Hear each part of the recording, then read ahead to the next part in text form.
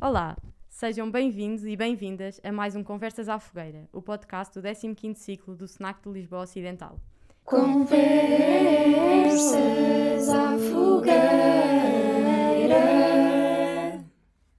Neste episódio vamos falar sobre género, identidade e sexualidade e temos connosco a chefe Olga Cunha, dirigente do Clã Universitário de Lisboa e psicóloga na Faculdade de Ciências Sociais e Humanas da Universidade Nova de Lisboa. Olá, chefe Olga, muito obrigada por estar aqui connosco e gostávamos então de começar por falar um bocadinho sobre o seu tema da sua tese, que foi então, para quem não sabe, os adolescentes e a sua sexualidade, conversas com adultos no contexto do movimento escotista, um estudo exploratório. E gostávamos então que nos falasse um bocado sobre este tema e aquilo que levou a escolhê-lo e assim um bocado as conclusões e aquilo que acabou por estar a trabalhar neste sentido. Olá, boa noite. Muito obrigada pelo convite, é um prazer enorme estar aqui convosco. Na altura, portanto, essa é a minha dissertação de mestrado. Na altura, quando fiz, portanto, isso foi no âmbito do mestrado de Psicologia da Saúde, e pareceu-me ser, porque sou dirigente há muitos anos no CNE, e na altura estava na Junta Central, senti que havia necessidade da formação, nomeadamente na formação de dirigentes e não só, de trabalhar esta temática. Isto é um tema, pronto, a tese já tem quase 10 anos, já tem mesmo 10 anos, mas há muitos temas que lá estão que se calhar continuam hoje atuais na sociedade, mas se calhar com perguntas diferentes. Na altura, reparem que isto foi feito, portanto, ali em 2005, 2006, por aí, e na altura nós tínhamos estado a fazer no CNE a formação de dirigentes, os novos cursos, que são os cursos anteriores a este novo sistema de formação.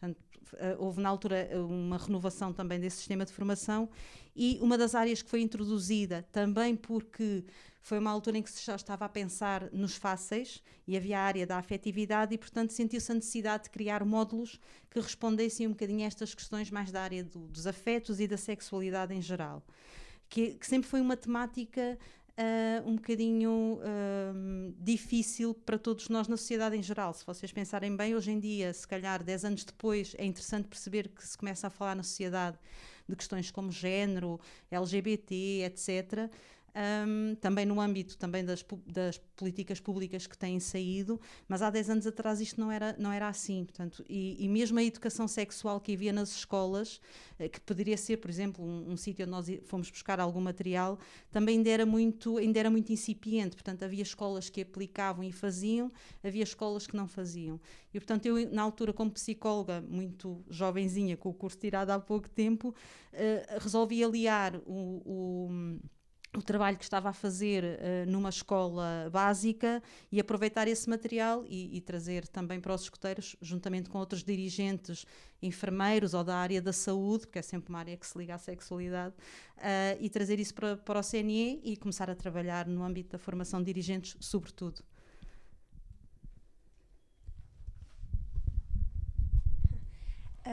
E gostaria de partilhar assim algum sucesso ou alguma dificuldade que teve relacionado com esta área? Bem, eu gosto sempre de começar pelos aspectos positivos. Acho que eu gostei muito dessa questão de começar pelos aspectos positivos. É assim, em termos de aspectos positivos, como era uma necessidade sentida no âmbito da formação, houve uma colaboração de vários dirigentes dentro das equipas de formação das regiões que colaboraram e ajudaram. Por exemplo, a dissertação foi feita com a metodologia dos focos grupo, e os focos grupo foram 5 focos grupo que se procurou perguntar a dirigentes dos vários níveis, ou seja, um focus group foi feito com pessoas que estavam no nível nacional, que estavam no nível regional, com um agrupamento de formadores e dirigentes de unidade. E, portanto, todas as pessoas colaboraram, e se a primeira pergunta era sempre um bocadinho mais complicada de começar a responder, a determinada altura o meu papel como moderadora até deixou de ser necessário, porque se instalou uma conversa muito interessante entre as pessoas. Portanto, acho que isso foi algo muito positivo, porque se começou a falar sobre o assunto. E sobretudo das dificuldades que as pessoas sentiam no seu dia-a-dia com as suas secções, que eu também sentia, por exemplo, nos professores nas escolas ou, neste caso, no âmbito profissional. E até de alguns pais. Eu tenho alguns anos já de trabalho com pais e os próprios pais às vezes também verbalizavam esta dificuldade. Como é que eu vou... Nunca ninguém falou comigo sobre isto. Como é que eu vou falar sobre estas questões com os meus filhos? Portanto, isto é uma temática transversal à sociedade portanto, isso foi um dos sucessos, foi falar e haver material. As dificuldades inerentes a estes projetos é sempre pensar quais são os objetivos, e neste caso era módulos de formação. A dificuldade prendeu-se sobretudo com a pouca existência de material em português, tirando nomeadamente o material da Associação para o Planeamento Familiar. Não existia na altura muitas outras organizações que tivessem materiais traduzidos e preparados para trabalhar com as várias faixas etárias. Portanto, eu penso que essa foi a maior dificuldade. Ok, pronto. Então, nós agora vamos passar para uma das rubricas do nosso podcast, o Desmistificar. É um momento do podcast em que nós pegamos em alguns mitos sobre os temas deste episódio e falamos um pouco sobre eles para, como diz o título, os desmistificar. Então nós trouxemos 5 mitos relacionados com a sexualidade, mais concretamente ligados à comunidade LGBT. O primeiro mito é: as pessoas que pertencem à comunidade LGBT estão só confusas ou só querem chamar a atenção. É mesmo um mito. Não é verdade. E aqui posso dizer-vos que eu trabalho, pronto, como vos disse, sou psicóloga na Faculdade de Ciências Sociais e Humanas da Universidade Nova de Lisboa, faço o acompanhamento a alunos, professores e funcionários, mas sobretudo a alunos, e tenho uma multiplicidade de pessoas que procuram o gabinete com as mais diversas identidades e orientações, que são coisas diferentes. Portanto, estamos a falar de questões muito mais para além da sexualidade, muito questões de género. As pessoas não tentam chamar a atenção de todo. Agora, o que às vezes as pessoas identificam como comportamentos mais histriónicos às vezes é um bocadinho a procura da pessoa perceber qual é o seu espaço. Ninguém acorda de um dia para o outro a achar que tem uma identidade que não encaixa com aquela que é maioritariamente ou normativa à sua volta, nem ninguém acorda um dia a dizer eu gosto mais de rapazes ou de raparigas, ou seja, eu tenho uma orientação sexual diferente também daquela que é normativa. Normalmente são processos que são feitos com muito sofrimento, às vezes são vividos, por exemplo, nós temos muitos alunos deslocados, muitas vezes são vividos em Lisboa de uma forma mais tranquila, mas depois há como que uma dupla vida quando vão a casa, os pais não sabem, ou desconfiam, mas não se fala, não revelam aos pais as suas relações, não levam o namorado ou a namorada à casa, portanto, não é de todo, como dizem os brasileiros, frescura, de todo. E agora, passando ao segundo mito, e é mesmo bom porque encaixa também no que estava agora a dizer, do facto de ninguém acordar de um dia para o outro e decidir ou dizer que tem certa orientação sexual ou que se identifica com certo género. O nosso segundo mito é então que a orientação sexual e a identidade de género, que são então coisas que são diferentes, mas que as pessoas põem no mesmo saco muitas vezes, são escolhas. Pois não são. E isso já é algo que a própria Organização Mundial de Saúde já diz há imenso tempo, e quem tiver interesse por estes temas pode, por exemplo, procurar na SIG, na Comissão de Igualdade de Género, que é que produz documentos muito, muito interessantes, e não só para além da SIG. Tem, por exemplo, também a Caritas, tem alguns fascículos sobre questões de identidade de género, e não só. E portanto hoje em dia existem muito bons materiais em português, feitos por portugueses e que explicam isso. Não é uma escolha, como eu vos disse, é um processo vivido às vezes com muito sofrimento, dependendo também das estruturas familiares. E aí eu acho, por exemplo, os escoteiros são algo que podem ser muito acolhedores, ou não é? Dependendo do grupo de amigos e da secção onde se está, etc. Portanto, porque causa muitas dúvidas, são coisas muito, muito... Porque, no fundo, nós queremos pertencer a algo, né? Nós queremos ter um sentimento de pertença a algo, e quando isso não encaixa com aquilo que é normativo, ou com as expectativas que nós próprios criamos de nós, ou que as outras pessoas, que são as pessoas mais importantes da nossa vida, criaram de nós, isto é vivido com sofrimento. Portanto, não é uma escolha. Também não existe uma idade única parecimento destas questões. Claro que está muito ligada à questão da adolescência, maioritariamente, porque é quando nós começamos a descobrir-nos a nós próprios, o que pensamos, o que sentimos, por quem sentimos, quem gostamos, e é muitas vezes nessas primeiras relações que se percebe que mas eu afinal sou mulher, sou rapariga, mas eu não me sinto atraída por aquele rapaz ou por aqueles rapazes, sinto mais atraída pela Maria ou pela Joana, portanto isso depois é vivido, depende um bocadinho do espaço que há para essa descoberta, mas não é de todo uma escolha. Falou agora também, pronto, que de facto isto acontece mais na adolescência.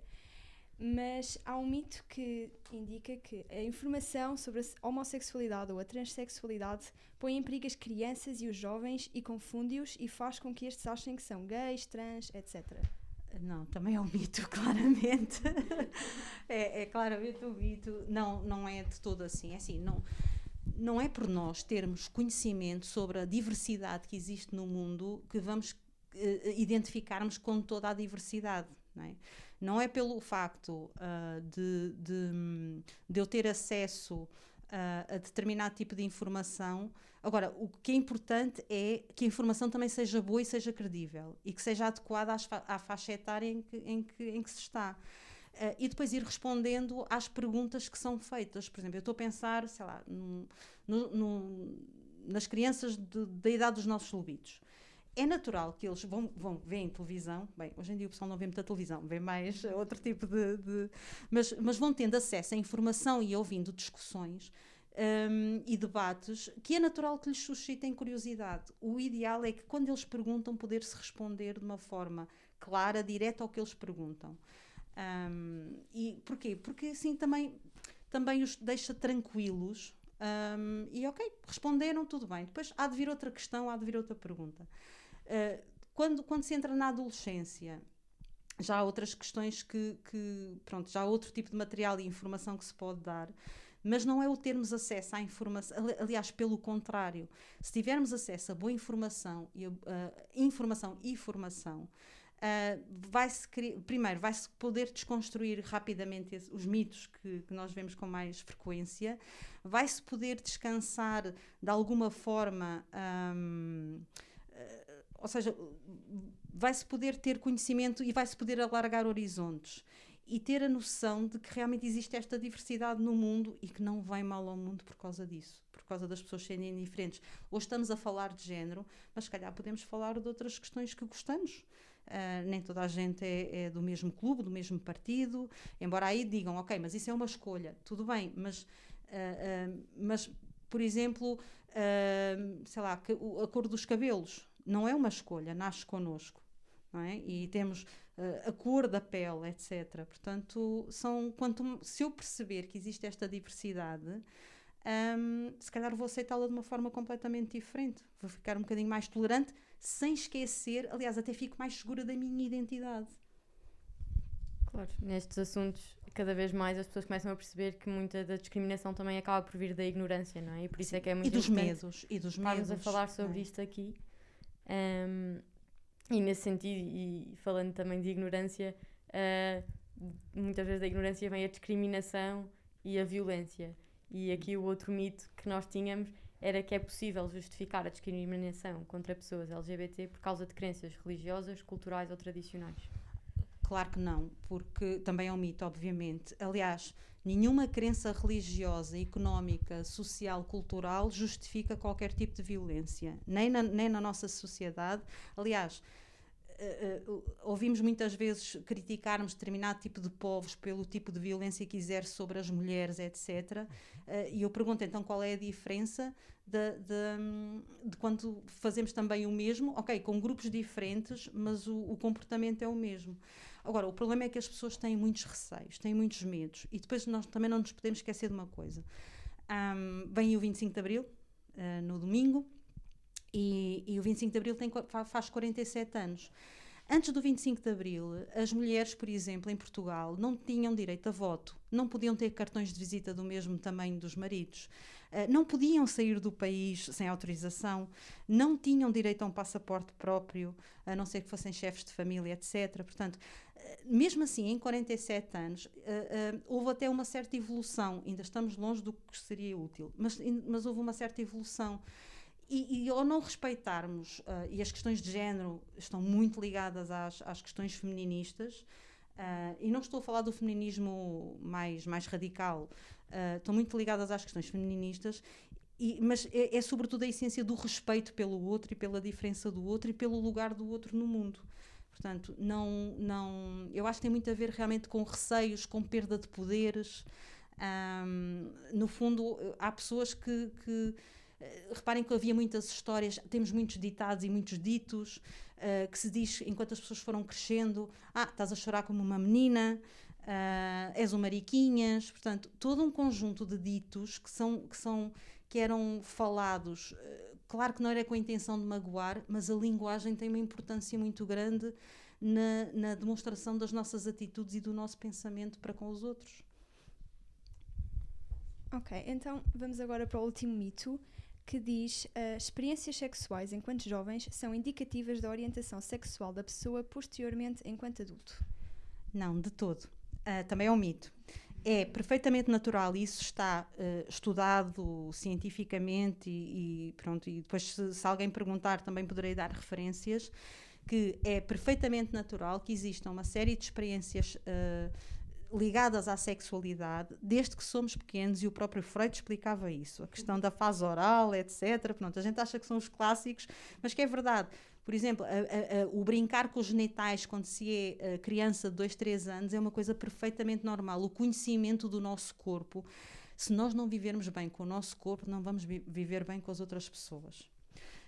E nós só vivemos bem com o nosso corpo se o conhecermos. Portanto, é muito importante que ao longo do crescimento e do desenvolvimento hajam algumas experiências sexuais. Agora, claro que as experiências sexuais de um adulto é completamente diferente de uma criança, e é isso que faz depois a diferença quando se percebe que não faz parte, pronto, que aquele tipo de comportamento já é um comportamento sexualizado adulto. Naquela idade pode ser indicativo de outras coisas mais complicadas, como abusos, etc.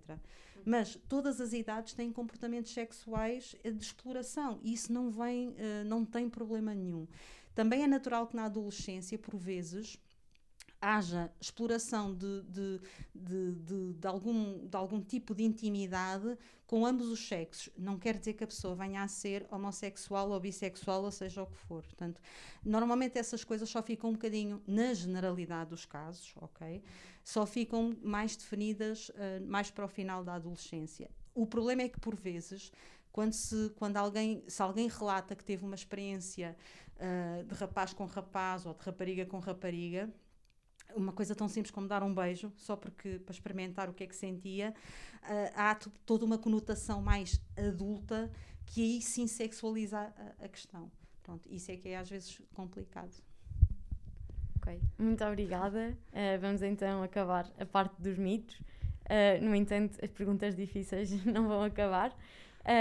E agora vamos passar também a uma parte do nosso podcast que costuma haver em todos os episódios, que são as questões do resto dos caminhões do núcleo e das pessoas que nos seguem no Instagram e que puseram questões para si sobre estes temas. A primeira questão que tínhamos então era qual seria a sua opinião sobre a comunicação com linguagem neutra de género. Essa é uma discussão que hoje em dia é um debate que polariza um bocadinho as várias pessoas. Eu, por causa disso, uma coisa que eu não disse no início, eu atualmente estou fazendo um doutoramento em estudos de género e, portanto, acabo por me interessar tremendamente por estes assuntos, como devem calcular. Há uma questão também há várias documentação do próprio Parlamento Europeu e na SIG, na tal comissão, que indica que é assim, a questão da linguagem neutra tem vários níveis. Uma coisa é nós procurarmos adequar a nossa linguagem de forma a sermos mais inclusivos. E não tem só a ver com as questões de género. Esse é um dos níveis. Ou seja, em vez de eu fazer, por exemplo, frases que de alguma forma estão a caricaturar algum tipo de grupo de pessoas. Por exemplo, nos escoteiros havia muita ideia que os dirigentes eram os meninos, os parvos vestidos de meninos e que os escoteiros eram pronto. E isso são coisas que são altamente agressivas, não é? E uma coisa é quando se contam, e não estou a falar de humor, ok? O humor é uma coisa um bocadinho diferente, mas estou a falar de frases ou de coisas que são altamente agressivas. Portanto, e nós devemos ter algum cuidado para sermos mais inclusivos, até, por exemplo, com pessoas com necessidades educativas especiais. Parece um deficiente mental. Isto não se diz a ninguém. Portanto, isso é um nível. Ao nível do género, a grande discussão é porque o português, ao contrário de outras línguas, nomeadamente algumas nórdicas, não tem... É muito difícil pôr num género neutro. Nós só temos ou ele ou ela. Porquê? Porque vem muito desta visão binária, do masculino e feminino. O problema aqui é, não pode ser nem 8 nem 80. Nem podemos querer pôr tudo na terceira pessoa, porque também retira a identidade às pessoas, ou seja, a ideia aqui não é retirar direitos ou espaços às pessoas, é permitir que todos se sintam incluídos. Eu nestas questões, quando tenho alunos, pergunto sempre como é que as pessoas... Eu tenho alunos transgénero, e eu pergunto sempre como é que eles querem que eu os trate. Por ele, por ela, se querem que seja uma tentativa um bocadinho mais e normalmente as pessoas, quando nós perguntamos e sentem que é uma pergunta espontânea, as pessoas dizem, olha, eu prefiro assim, prefiro assado. Portanto, isso é muito mais inclusivo.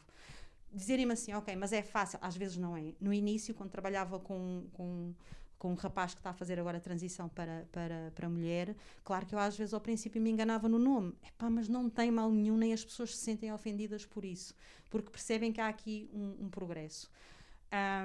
Agora, a questão da linguagem também, tudo o que são instituições mais da organização do Estado, etc., tem indicações claras para procurar ter na sua documentação uma linguagem mais inclusiva. Por exemplo, no caso de género, por exemplo, em vez de dizer os professores, dizer os docentes.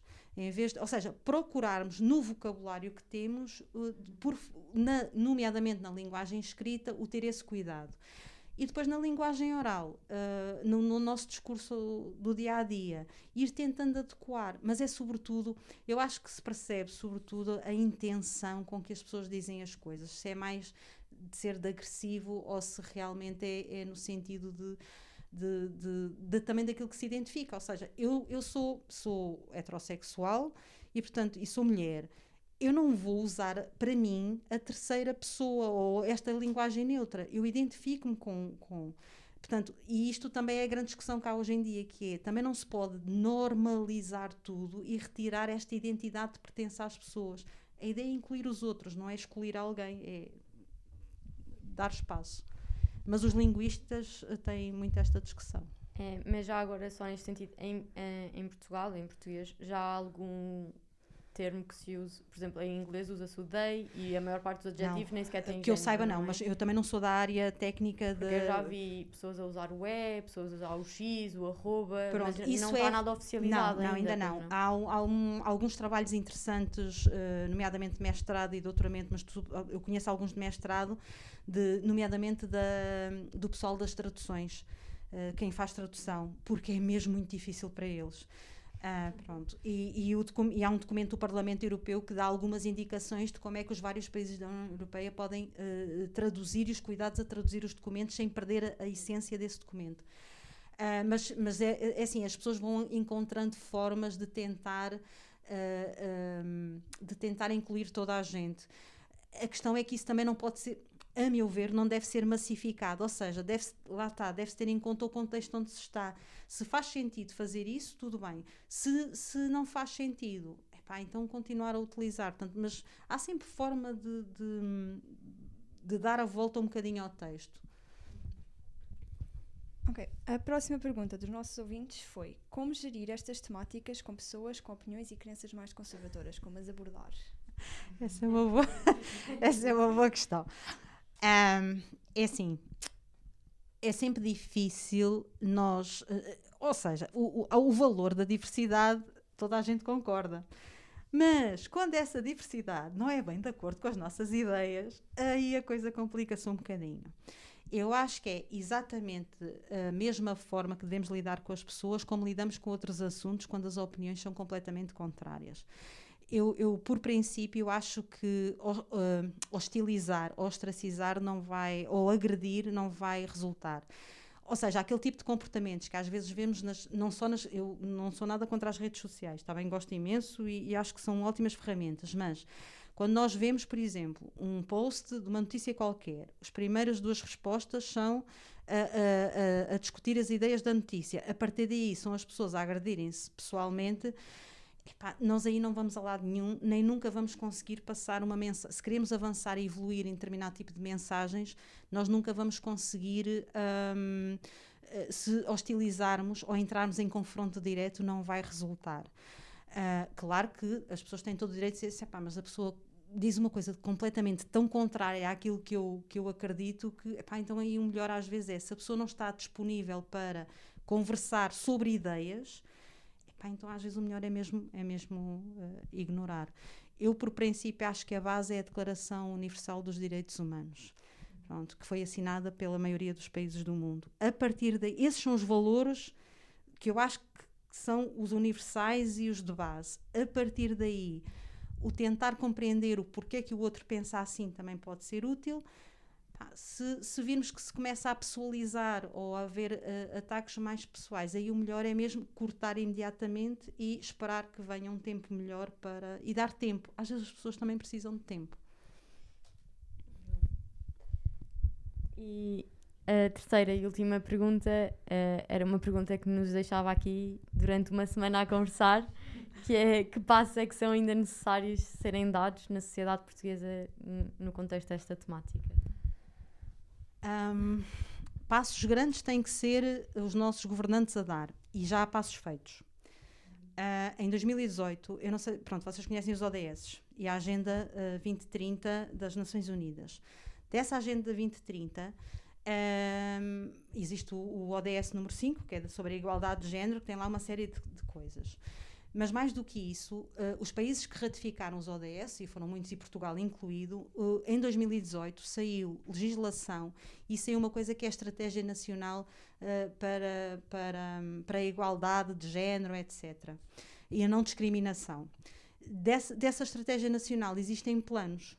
Portanto, em termos legislativos e em termos de políticas públicas, as coisas estão feitas, e digo-vos desde já que Portugal costuma ter, e isto é de consenso geral, é que as nossas políticas públicas são boas. O que é que falta fazer? É passar à prática. Pronto. Agora, passar à prática não tem que ser grandes projetos, grandes coisas. Às vezes o trabalho que nós fazemos, agora pegando nos escuteiros, o trabalho que nós fazemos dentro dos nossos clãs, das nossas equipas, das tribos, etc., é por aí que se começa. Vocês, eu não sei se conhecem, há um filme, eu gosto imenso de cinema, e há um filme de há bastantes anos atrás, que se chamava Favores em Cadeia, e a base era fazer 3 favores, 3 coisas que fossem significativas para 3 pessoas e esperar que elas repetissem. Eu gosto muito do espírito dessa questão.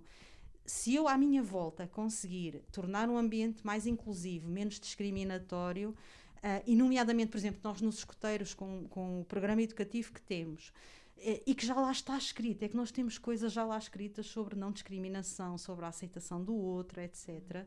E se pensarmos até na nossa identidade do cristianismo, Cristo foi ter com os leprosos, Cristo foi ter com aqueles grupos que ninguém queria. Portanto, São Paulo acolheu, partiu e foi à procura de povos que na altura nem sequer supostamente eram os outros, não é? Não deveriam ser aceitos na comunidade. Portanto, nós temos exemplos até dentro da própria igreja, dentro da nossa própria fé, que nos mostram que é esse o espírito da questão. Portanto, se nós começarmos por estes pequenos passos, as pessoas vão crescendo e vão percebendo que existem outras formas de estar.